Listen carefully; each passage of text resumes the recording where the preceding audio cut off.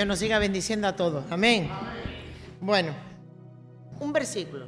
Quiero trabajar hoy un versículo que es el que Dios ha puesto en mi corazón.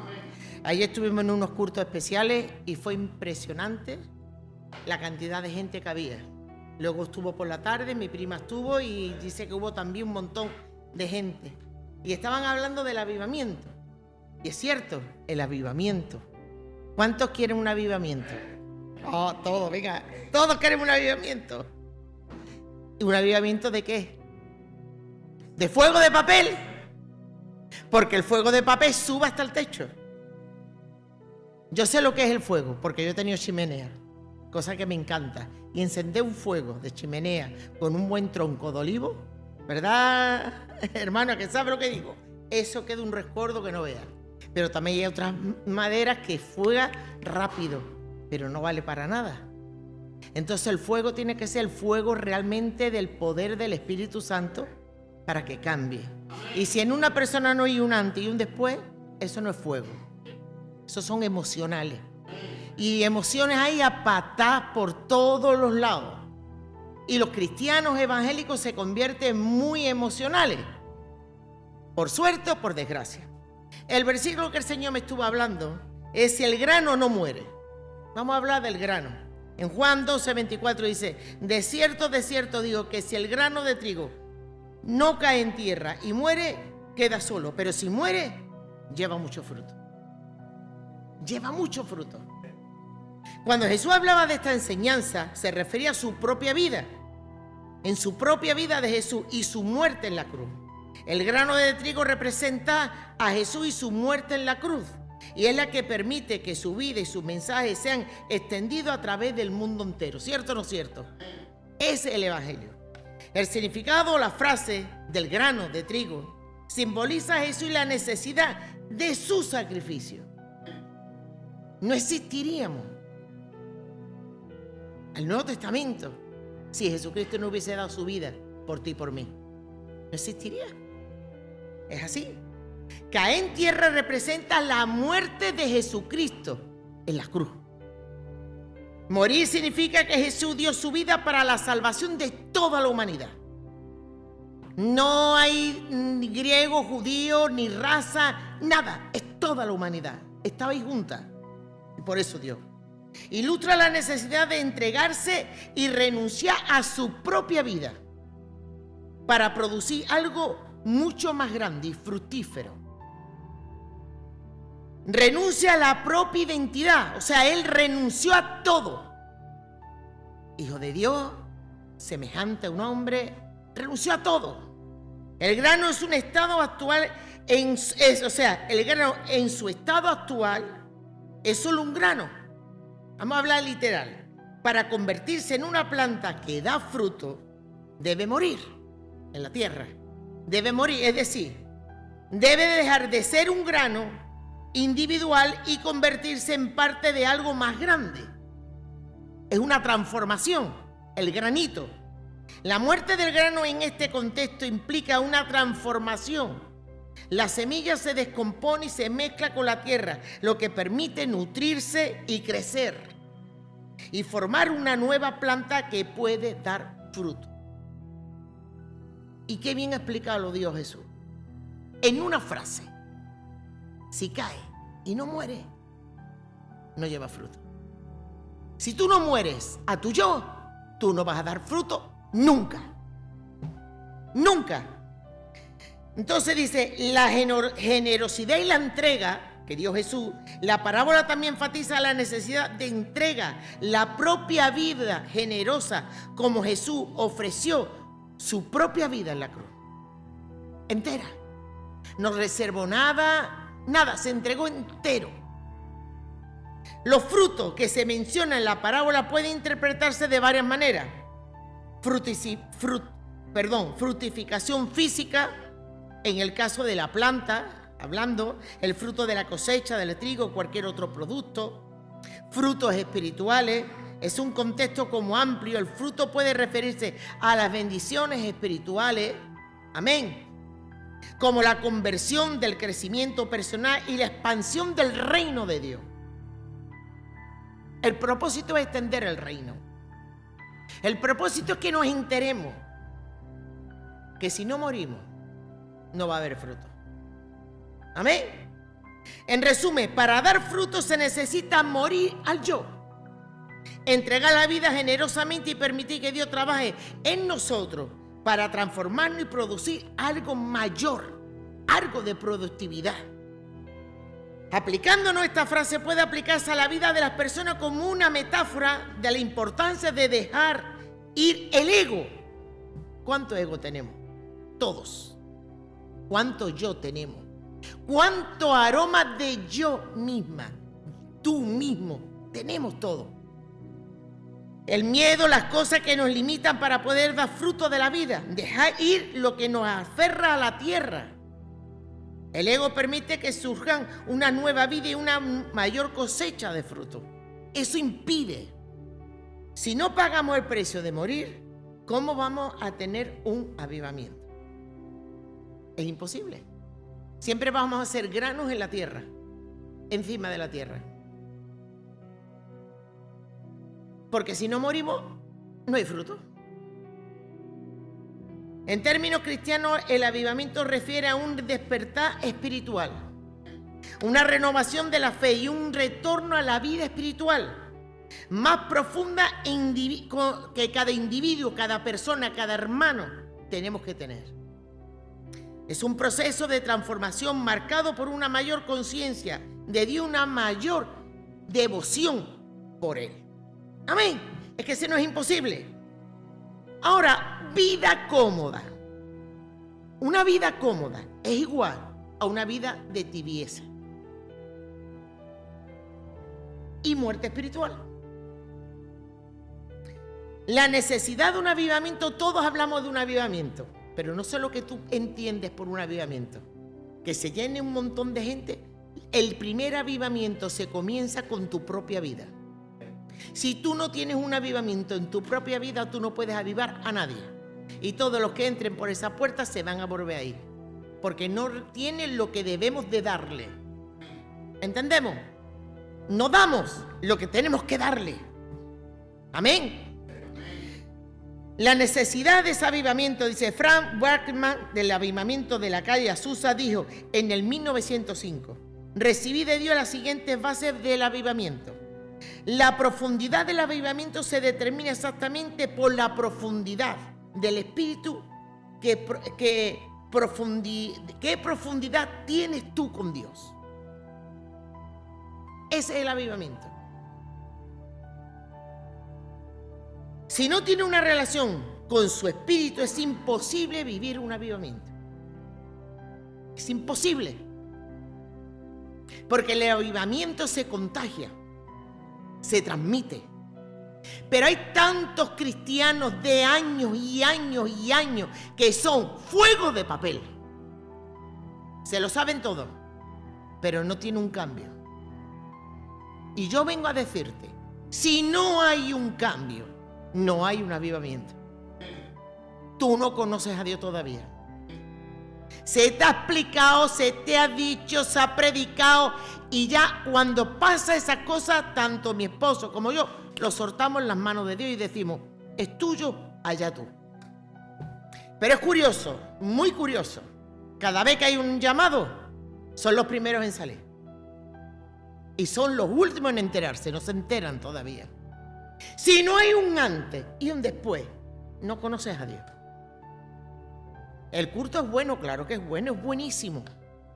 Uy, allí te da una paz, claro que sí. Pero no es eso.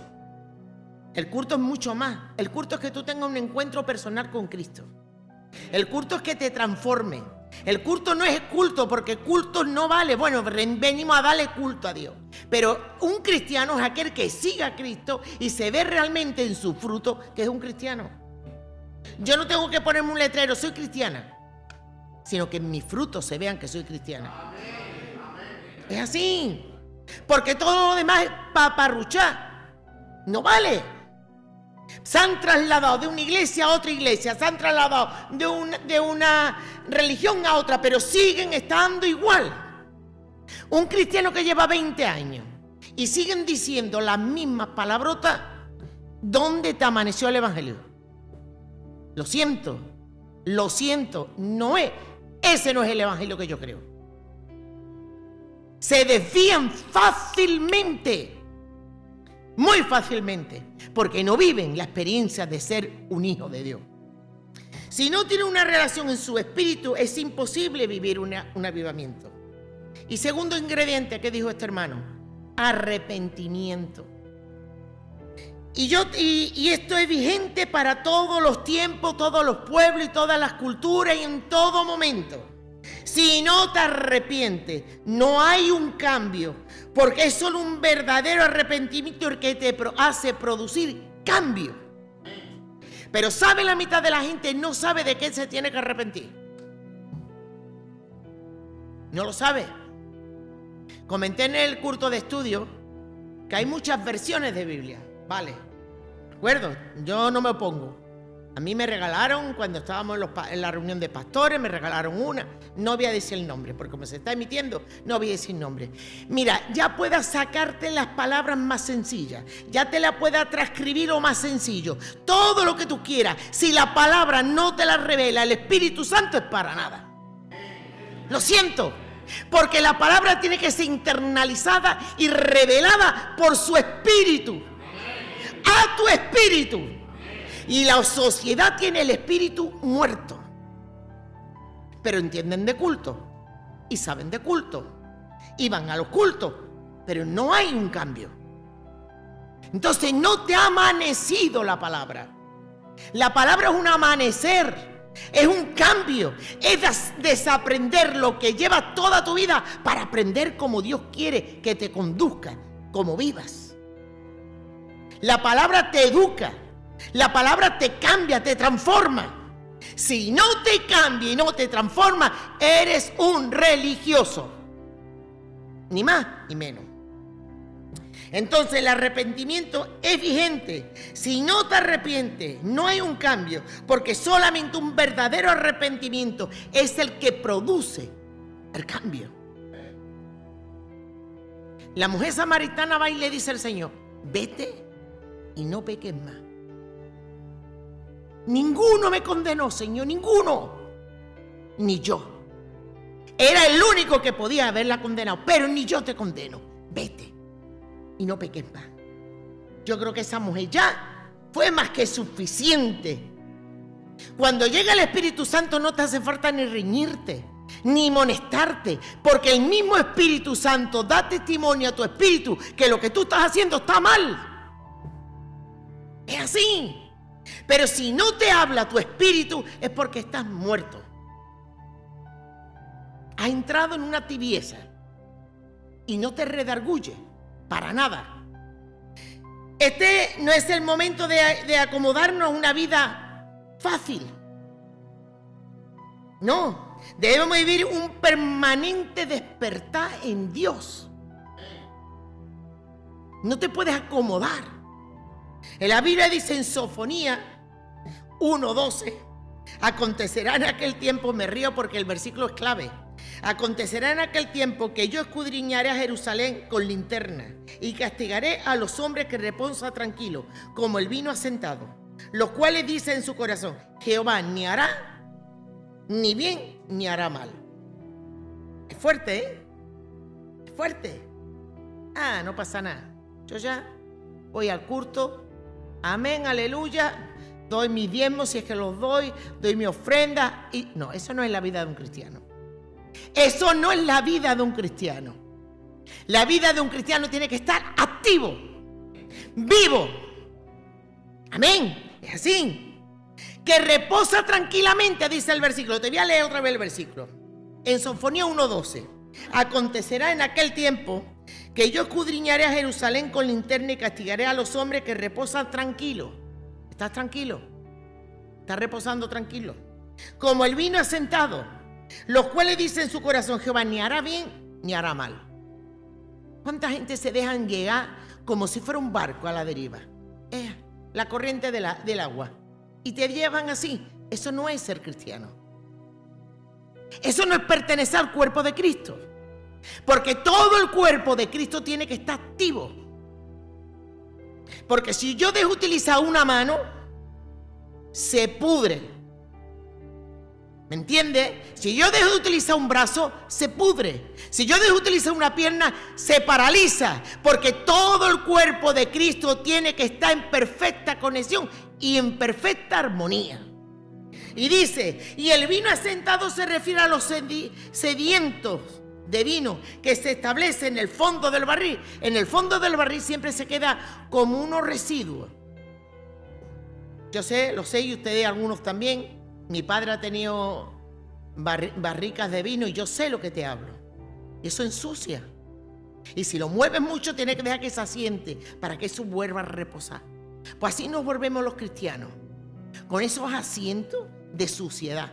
Mira, te lo voy a traer a la era moderna. Mi marido es enemigo número 1 que los coches estén poco de gasolina. Que no de los dejéis poco de gasolina, porque empiezan los residuos y te estropea el motor. Que no, siempre es igual.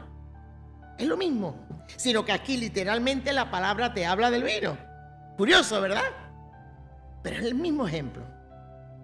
Y cuando tú te dejas de ir, en tu corazón empieza a almacenar una cantidad de residuos que no te viene para nada bien a tu vida espiritual.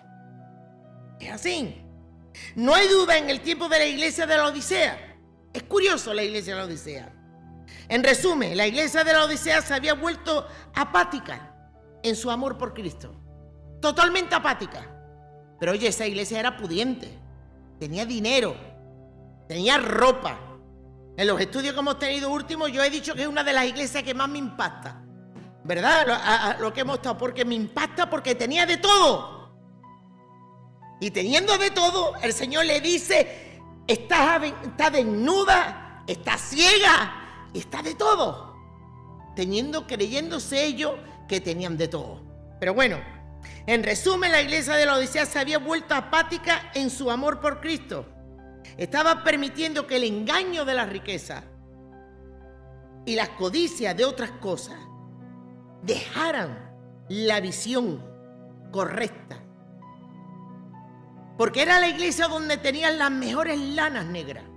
Era la iglesia donde se produjeron en la Odisea los colirios mejores para los ojos, que lo estuvimos estudiando. Pero sin embargo, tú dices rico, y yo te digo que eres un pobre, desventurado, ciego y desnudo. Toma ya.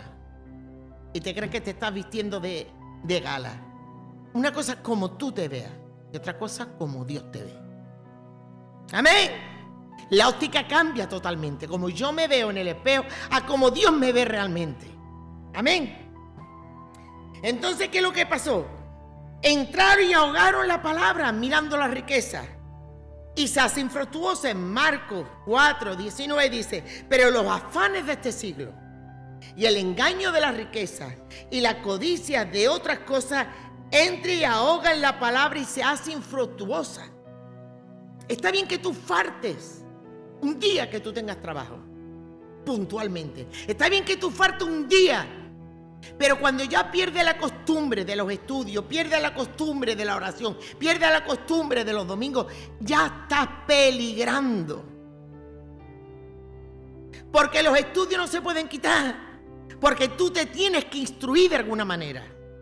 Y la oración es imprescindible. Así que, ¿qué culto se puede quitar? Ninguno. Ninguno, porque en la antigüedad se reunía unánime todos los días en el templo y en las casas. Nosotros nos reunimos 3 veces y somos puntuales, rigor, entre semana por los colegios de los niños. Y tú pierdes 1 hora hablando con cualquiera o en la esquina con cualquiera.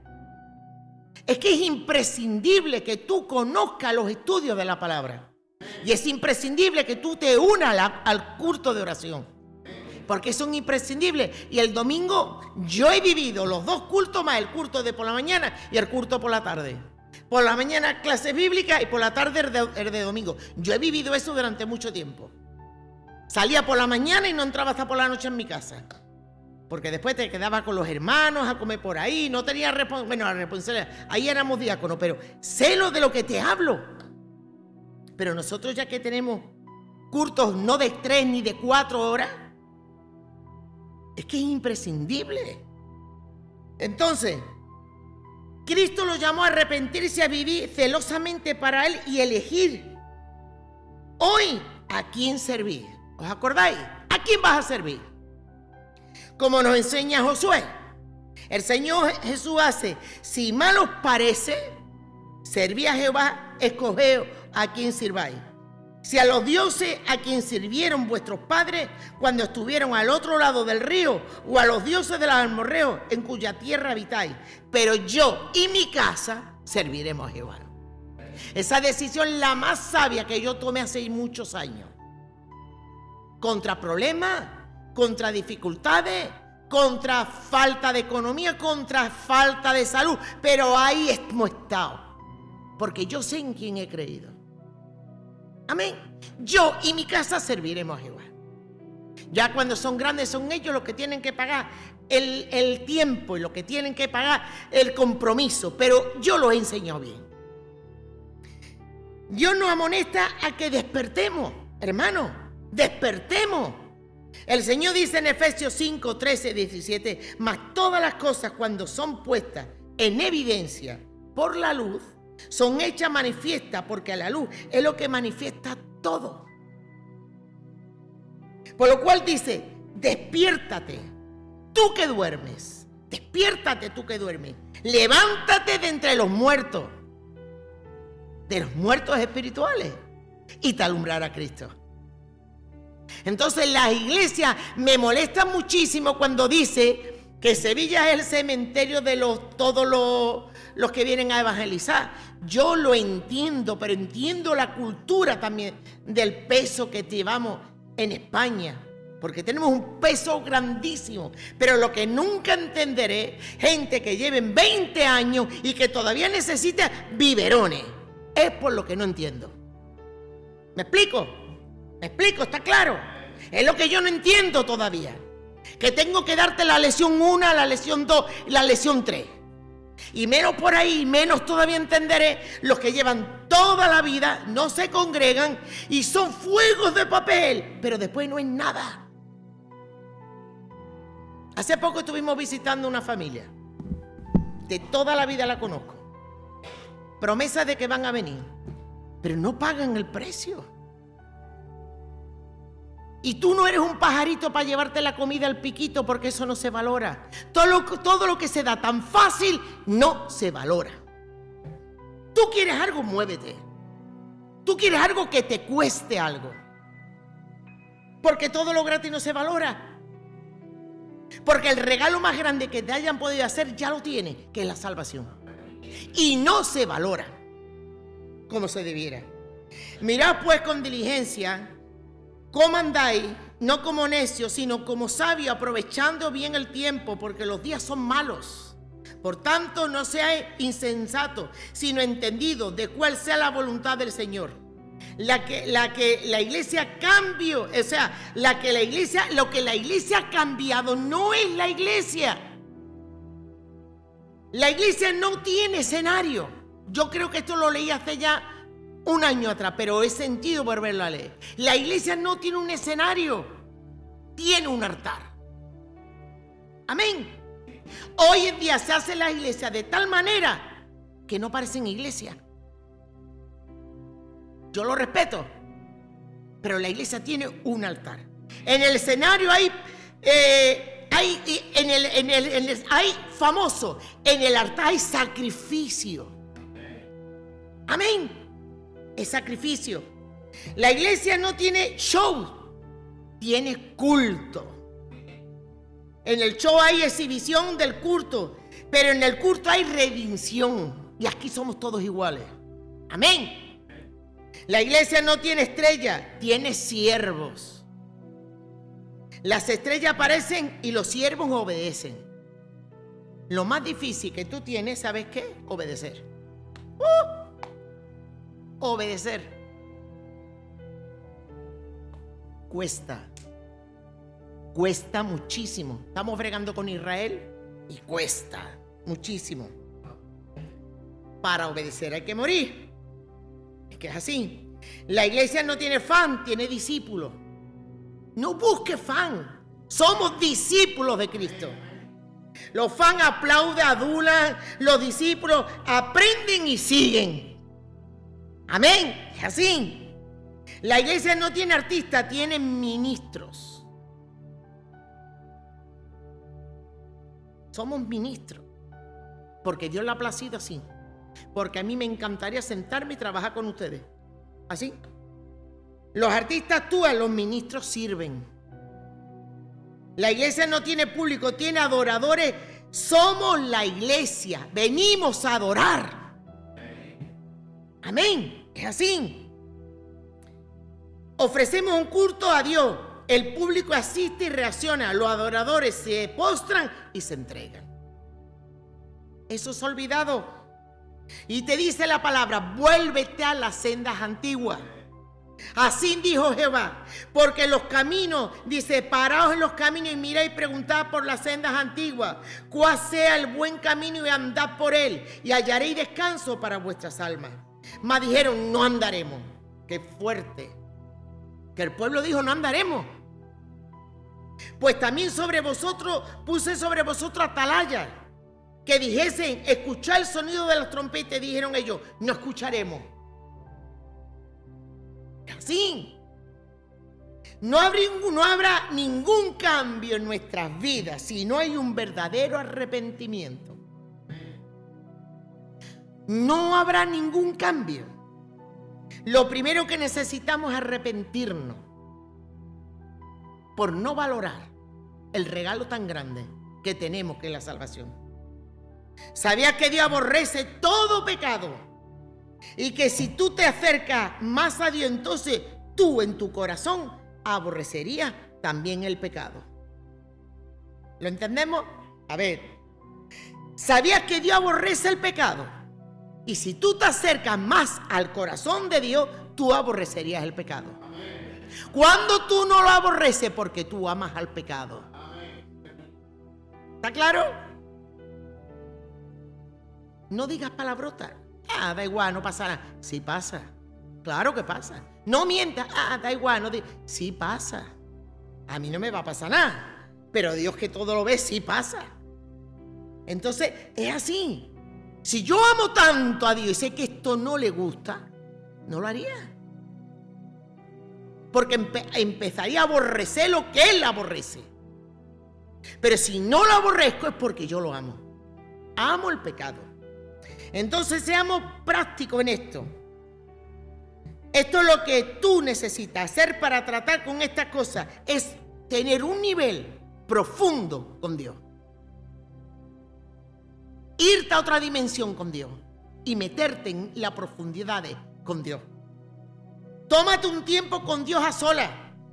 Tú necesitas un tiempo a solas en un lugar apartado para Él. Primero. Segundo, pida y busca a Dios para que Él alumbre con su luz a tu corazón y te revele realmente qué estorbo hay dentro de ti que te impide que las bendiciones caigan en tu vida. Es así. Él le muestra a cada persona que no está bien y todos sabemos lo que está bien y lo que está mal. ¿Cierto o no? Pero también dice la Biblia, líbrame de mis pecados que me son ocultos. ¿Tú qué te crees? ¿Que Dios se asusta por tus pecados? No. Él los conoce mejor que tú. Pero lo que quiere es que tú lo confieses y te apartes. Todo esto depende de ti. Porque Dios quiere restaurarte. Confiesa a Dios cada pecado específicamente, renuncia a Él y pida a Dios que Él le purifique. Por eso me ha hecho gracia. Él limpia, sana y purifica. Y no hay más nadie. El pecado es un estorbo en tu mente, en tu espíritu, en tu alma. Es una carga, es un peso. Una falta de perdón es ir a acostar y levantarte con una carga encima tuya. Sin necesidad, porque Dios conoce toda tu condición y Dios te perdona. No te puede perdonar más porque tú no te humillas delante de Él. Porque si tú te humillas y se lo confiesas, te lo quita. Tus malos pensamientos, todo te lo borra. Amén. En muchas personas son estos casi llamados Pecados menores, cuando decimos una mentirijilla, no, porque esas cositas pequeñas, esas zorritas pequeñas, echan a perder las viñas. Y no podemos dejar nada. Nada. Evan Robben, otro grande de los avivamientos, del avivamiento de Gales, dijo: primero, hay pecado en su pasado con el cual usted ha tratado honestamente. No, dice, no ha tratado honestamente. No lo confesó a Dios. Arrodíllese de una vez. Su pasado tiene que quedar atrás y ser limpio. Evan Robben. Segundo, hay algo en su vida que es dudoso, algo de lo cual usted puede decidir si es bueno o malo. Renúncielo a ello. No debe haber ni la sombra de una nube entre Dios y usted. ¿Perdonó usted a los que te han hecho daño? Porque de la misma medida con que tú midas, el perdón se te devuelve a ti. ¿Lo has entendido? Si yo perdono 10 me va a perdonar a mí. La medida la pongo yo. Entonces yo prefiero perdonar, con o sin razón, a todo el mundo 100%. Y si me he sentido tan mal, que he estado casi destruida, antes la he perdonado para quitarme el peso de encima, porque yo quiero estar libre. Y el perdón al primero que le beneficia a la misma persona que perdona, porque te liberas de la persona.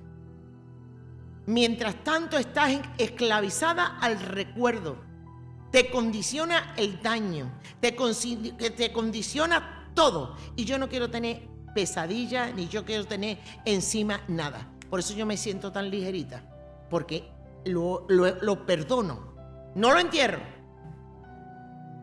porque enterrarlo no vale. No, yo ya lo he enterrado, no. Aún los residuos de las radioactividades contamina la tierra. Tú no entierres nada, eso se encarga el Señor, echarlo en lo profundo de la mar. Pero tú suelta perdón. ¿Es injusto? ¿De acuerdo? ¿Vale? Nadie te está diciendo que no, pero entrégalo en las manos de Dios. Y Dios se encargará. Esas son fórmulas, enseñanzas, que es para toda la vida. Y no puedes salirte de ese renglón. Todos y todas, si no esperamos, si no perdonamos nuestros pecados, tampoco Dios nos va a perdonar a nosotros. ¿Hay todavía un mal sentimiento dentro de ti? Pídele al Espíritu Santo que te sane. Él es especialista en borrar todo. Tenemos que ser sanados al nivel mental y al nivel del corazón. El corazón se daña también. Y yo tengo que ser sanada completamente en mi mente, en mi memoria, en mi subconsciente, y después le tengo que pedir, Señor, y mi corazón también. Y Dios te borra. Te hace una cirugía perfecta. Y te quiere hacer, a veces hemos comentado y dice, pero no te acuerdas, ¿te lo quieres creer que no me acuerdo cómo surgió? Porque cuando tú lo perdonas se te borra de la mente. Amén, es así. Y renuncia a toda falta de perdón desde muy dentro de nosotros. Pasar por todo este proceso de arrepentimiento profundo es la primera clave para un gran avivamiento para tu propia vida. Y Dios quiere derramar un avivamiento en nuestras vidas. Amén. Juan Wesley fue un hombre clave en el avivamiento. Pudo discernir y reconocer en su era que el pecado de la murmuración era lo que detenía el mover del Espíritu Santo. Como detuvo al campamento y cuando salieron, la murmuración. ¿Os acordáis del pecado de María? En el campamento, cuando salieron del pueblo de Egipto, por murmurar. Y dime tú, y te digo yo, si en alguna ocasión tú no has dicho lo mismo. Porque lo que no fue algo de escarnecer, no fue. ¿Y no ha hablado también por nosotros? ¿Cierto o no cierto? ¿Cierto o no? Es la verdad. Y sin embargo, la murmuración paró la marcha del campamento. Y la murmuración para las bendiciones de Dios en tu vida, en mi vida, en la iglesia y donde tú estés. las murmuraciones. La adoración de una boca pura es clave para el avivamiento, pero la murmuración asesina esta clase de adoración. Avívate y santifícate. Avivamiento no es iglesia llena de personas, sino personas llenas de Dios. Amén. Estoy terminando.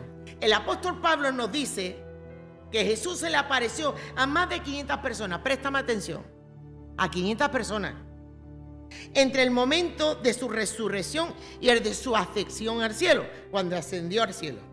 En 1 Corintios 5:6. Sin embargo, en el día del Pentecostés, escúchame, ¿cuántos habían? 120. Solo había 120 presentes en el aposento alto. Muchas veces me he preguntado cómo se sentirían los otros 380 más tarde cuando se dieron cuenta de que había perdido el gran momento de su vida, el gran avivamiento del Espíritu Santo. ¿Cómo se quedarían? Pues así te puedes quedar tú, o me puedo quedar yo, si no andamos listos. No mira a tu derecha, no mira a tu izquierda, no te compliques la vida. Mira y céntrate en seguir a Cristo. Céntrate en seguirle, en servirle. No te preocupes para qué esto. No, en el momento que tú estés preparado, Dios te va a sacar.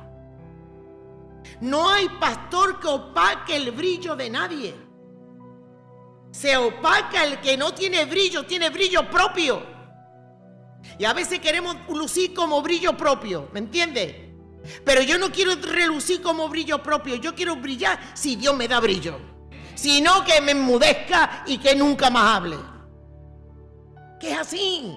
No persiga más nada. Persiga a Cristo, sea obediente a su palabra y Dios te levantará en su momento. Pero vive un avivamiento como nunca antes.